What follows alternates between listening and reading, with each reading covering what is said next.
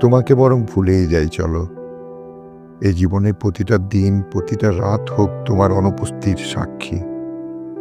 তোমার স্মৃতি যেন আর না ভাঙে আমার ভেতরটা।